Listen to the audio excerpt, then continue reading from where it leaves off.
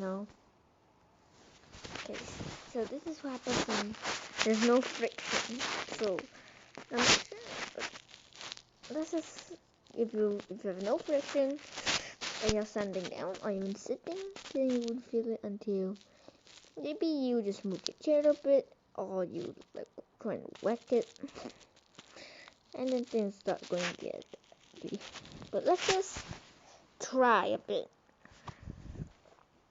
Or you just stand and you just take your tail and then suddenly you start realizing that it's slippery as flip. Actually, you'll even feel it before you actually move because it would feel like there's very little friction when you because your foot still gonna move like a tiny like a nanometer or whatever. You know why you're not really even though you really don't move it. Well, anyways, let's just say in the worst case scenario, you are in the competition to run. You run as fast as you can, and the event happens. Suddenly, here's the thing: you cannot just run very quickly and step your foot to try and flap forward. The only way you can do this is to steadily walk one step at a time.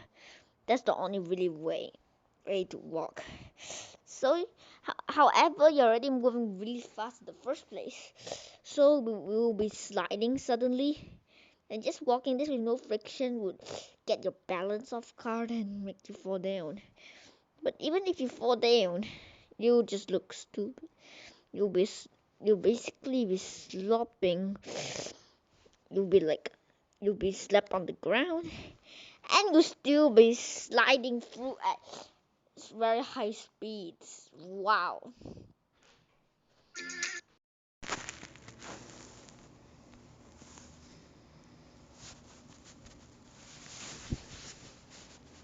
Okay.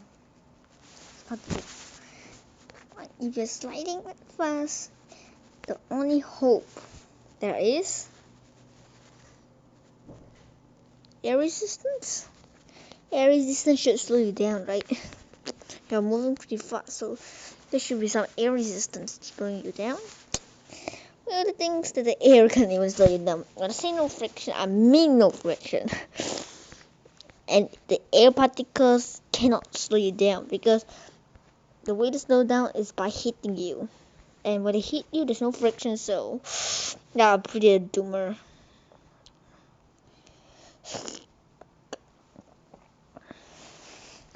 Well, also no friction means.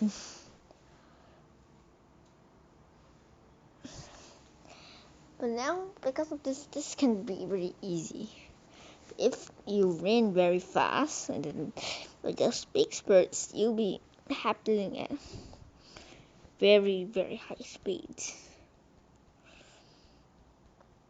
As I say, imagine if in 10 meters, let's just say they're Usain Bolt. His world record is about really fast. Around 105 meters in 10 seconds. Whoa! That should be a whiz of fastness. No, but also the thing that I said it right. If NASA is having their probe re-entry, then suddenly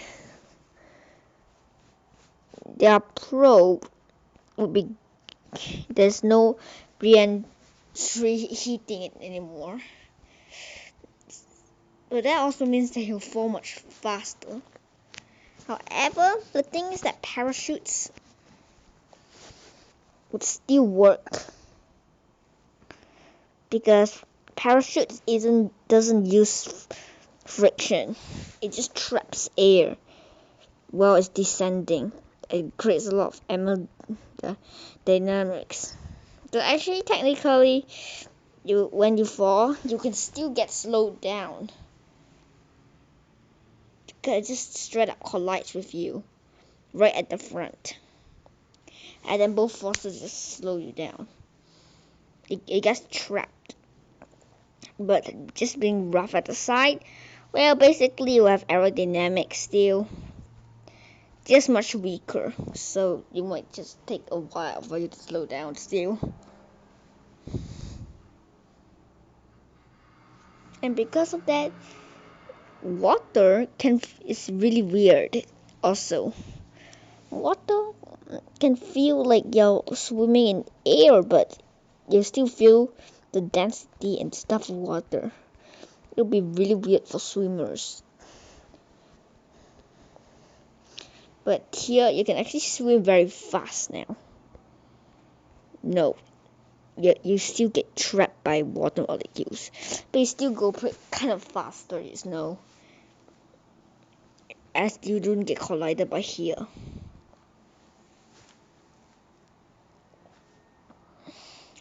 And one last thing.